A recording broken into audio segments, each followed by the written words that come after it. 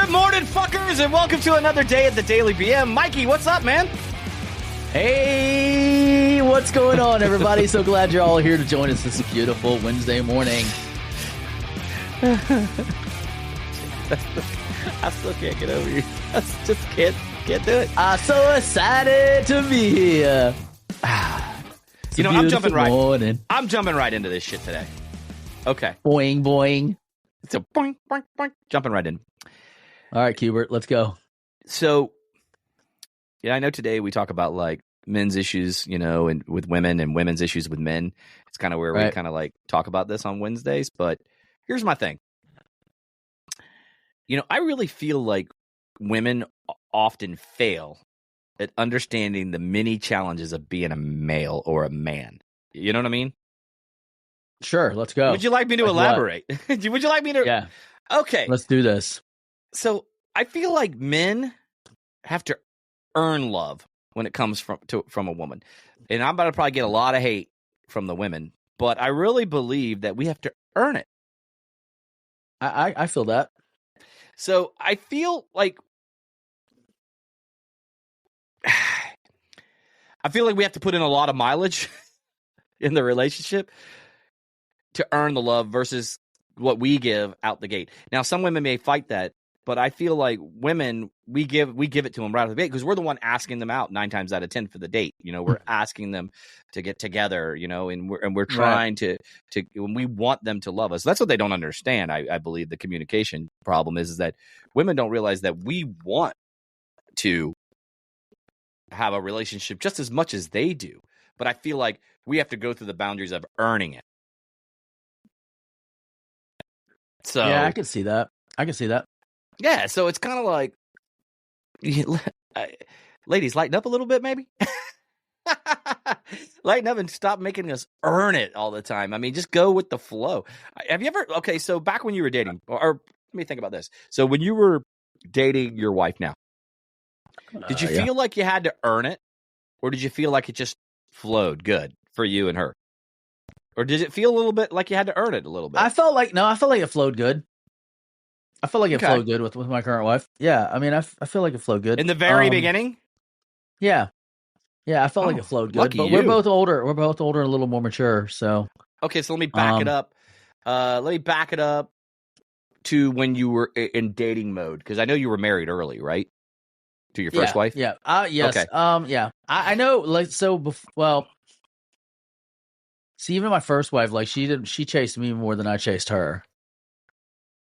When I've been dating, I do feel like I have to earn it though. Does that make sense? Like I do put a lot of thought and effort into dates and stuff like that, and the women just show up.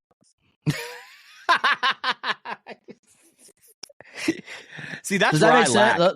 Yeah, like, does that make sense? You know, like does that like when I like what I mean is like I go through and I you know, when we're talking, like I'm making mental notes. Sometimes I'm making physical notes of the things they like, their dislikes, you know, favorite foods, locations, colors, things of that nature. And then I try to structure the date around that. So that way it's like all of their favorite things, you know? So they just have to show up, basically. Like they don't have to put a lot of legwork into it, so to speak. A lot of like planning and organizing and stuff like that. Yeah, they want you to do the heavy lifting, so to speak. Yeah, where I feel like a little bit more what I can relate to that you're talking about. Have you heard the song by Dax? I think it's called "What It's Like to Be a Man." You should check it out after this. It's a song and it has Darius Rucker in it. And it talks about, you know, what life is like as a man, and it hits home. Like the first time I heard it, I was like, oh damn, that's pretty damn on point as far as, you know, what the lyrics are saying and what it's talking about. I should have probably had the lyrics pulled up, but of course, being super prepared, I don't have it. And see, this is where I feel, you know, like moving into like other things too. I Mhm. haven't listened to that, so I wrote it down. I'm Yeah. gonna definitely check this out. But I feel like I don't want to harp on that one too much. Yeah. But So it's I have almost the like, lyrics up now. oh, you did? Oh, okay. Well, go ahead and read them Yeah. then. Um. So basically, it says unconditional loves for women, children, and dogs. We Mm-hmm. know that we just have to play our parts, and we don't. Nobody gives a damn about our broken hearts. Yeah, as a man, we got to pave our way. Our only function is to work and slave. There's no respect for you if you ain't paid. You're just regarded as a human and you can't complain. And if you ever make it up and actually reach the place and find a woman that loves you and gives you her last name, you'll feel the things that you provide is the only reason why she stays. And then um, the next set of lyrics after there's a lot, but it's pretty sad because it's basically says, there we go. It's the circle of life. As a man, you provide. They don't know what you're worth till the day that you die. And that's when they start crying. Then they move on to another man to confide. And then it goes on into the chorus. But it's a really like the level was really like hit home because it's like there's so much emphasis on men as providers. Mm-hmm. And I'm probably gonna get a lot of hate on what I'm saying right now, but it's like you were only worth a damn when you're able to provide. When you're able to provide in the bedroom, when you're able to provide financially, support, security, all of those things. The minute that starts to wane or fall away, you know, most women look for the door. In my Hmm. opinion, what's your thoughts? Yeah, I agree. I mean, they do. Yeah. They usually head right for the door. I can't Yeah. disagree with you on this, man, because I think we're going to be like an agreement on half the shit that I'm about to say, because I made a little bullet points. Okay, Right. I took some information that I found on the web. Mm-hmm. So it kind of goes hand in hand with like men are expected to be stoic. Yep. Like we need to cry from time to time ourselves, but but it gets frowned because every man should have ice veins, and be strong, and they should be Mm-hmm. resilient, and they should always have that. Nah, we can handle it all. But it's just like we talked about men's health in the past. Mm-hmm. That's not necessarily always the truth. We hide it very fucking well. So I think like if it's an occurring thing where you're doing it every day or every week, yeah, then you need to go seek some help because there's an underlying root issue that you're not addressing.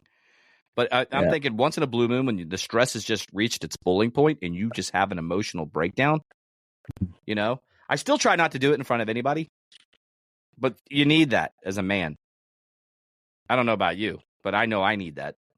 I'm Oh, going to sit here right now and tell you I have cried on many occasions when I've just reached a stress level that I can't just fucking take Oh anymore. yeah, yeah. I It's mean, like a steam I feel pot just ready to go, I feel that's just the frustration and the level of anger that builds up and despair when you're in those situations like that. Mm-hmm. 100%, and there's nothing left to do. And crying is the way the body releases that emotion. Like it releases the tension and the stress and the um and it's like, it's weird because sometimes I just want to go hit things. And then sometimes I'll just lose it emotionally. Like I'll just be like, Right. God, and because sometimes the hitting, sometimes it's both, like a combination of the two. Like I'll go out and beat the crap out of the heavy bag in the garage because I'm just like at wit's end, and I'm just like I just got so So much I frustration go out built there on up the in me. weekly and kick the shit out of that thing, dude, or I don't know what I would do. Seriously, I kick the Yeah, shit out of that thing. Not physically kick it, but I mean beat the shit out of it, just to get the that but emotional discharge, so yeah, to speak. I mean that's what makes it so challenging is that you, as a man, when you feel like you're not providing, it's the worst because you feel like you're worthless, like you have no sense of value. There was a thing in World War II, in England that I read, and I didn't do a lot of fact checking on it, but I did read it, and I do like the story, so I didn't really want to fact check it, but I believe it's true. where they needed cab drivers in England, drive an ambulance, not cab. It was cab and ambulance drivers, I believe. So they went to like the mental ward, and there was a lot of men that were depressed in there and having like issues. And once they gave those men jobs and a sense of worth, they mostly recovered because now they had something. They felt like they were valued and they were needed. So, like, if you give a man a job, like, he will feel like he adds value and he's worth it.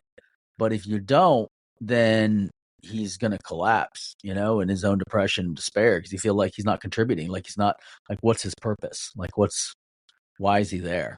Where I don't feel like women necessarily feel that. Yeah. I mean,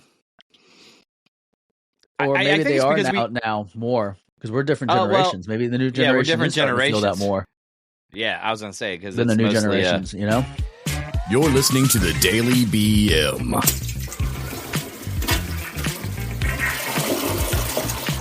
That being said, I'm gonna take it to a whole nother level because I've run into this issue myself at times where we're expected to be romantic first. I mean, initiate. To initiate, whether it's sex or even just any type of physical contact. So that is a big deal to me as an individual because as a guy, that tells me that you're interested in me, that I'm still I know this sounds, whatever guys, you can call me a pussy, whatever you want to say it, but it's the truth. Deep down inside, you all know it's true. The reality is you want to be wanted too. Desired. Yeah, you want desired. That's a good word to use right there. Desired. We want to be desired just like the woman. Just like the woman wants to be desired or get looked at from across the room and make eye contact with a guy that's like giving her the eye. We want the same one. We want that girl to double take when they look at us. Yes. Now, in some cases, we won't get that double take except, goddamn, you're ugly. But, but I'm just saying, if you're ugly in Joe Dirte, then you're ugly in Joe Dirte, bro. But I have to be honest. Since I've started really picking up my physical fitness, it's started to change. I've been getting a lot more compliments lately. Yeah. And I even noticed today when you walked up to the vehicle to give me the bar of soap with a little guy on it that looks just like you. Fuck off. We'll talk about that next week. We'll take a picture. We'll take a picture of him, put on Instagram on the Monday episode. Correct. But I noticed, I was like, you look like you're slimming down and you're getting that more triangle shape as opposed to that pear shape that we had going on for a while, Yeah. And I got a lot more I got a little more ways to go than you do. But I've already started to notice, a difference in people's perception because I'm starting to look like I lift and I'm starting to look leaner and my clothes I'm wearing better fitting clothes because I'm not having to buy things that, are 2 sizes bigger than what they need to be. So it makes my shoulders look really small and just to cover my stomach. Right. And that's definitely making a big impact on my self-esteem and my confidence. And I feel like it's going to make a difference in my relationship too, because I don't know. Have you noticed when other women desire you, it makes your woman step up more? Yes, of course.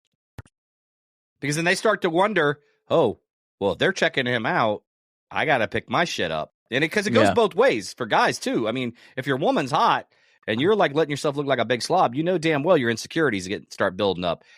Right. Especially if she stops giving you any, pute and, any attention. I mean, there's an old saying, if you ain't taking care of business, somebody else will. I hate to say it. Right. It's a shitty expression, but it's fucking accurate as hell. It's the truth, though. It's 100% fact. So, you have to take care of yourself as a man. You can't, it's funny.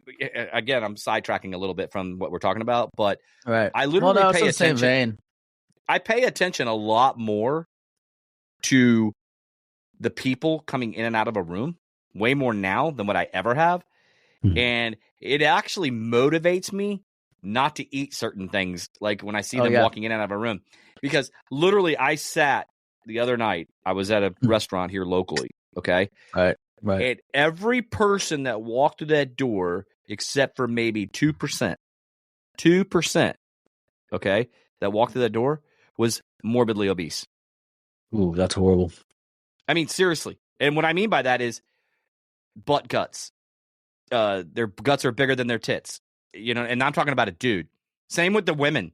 I mean, they look like a vanilla ice cream cone. That's how they were shaped. From, you know what I mean? Yeah. Like the ripple like effect layers. going down. Yeah, it's narrow yeah, at the yeah, neck yeah. and starts getting layered fat, where you could hide like the Yes. sausage underneath it and never see it for a month. I mean, that's what they look like. And I mean, it got me thinking. I was like, damn, I was right there on my way easily to being just like that until I decided to get my shit together. Yeah, enough was enough. And I'm not talking shit. It's just that if we are all constant battle with the constant processed foods and the shit we eat, that is not good for you. And I mean, I know it's a whole other 100%. subject, but it still goes back to what I'm saying.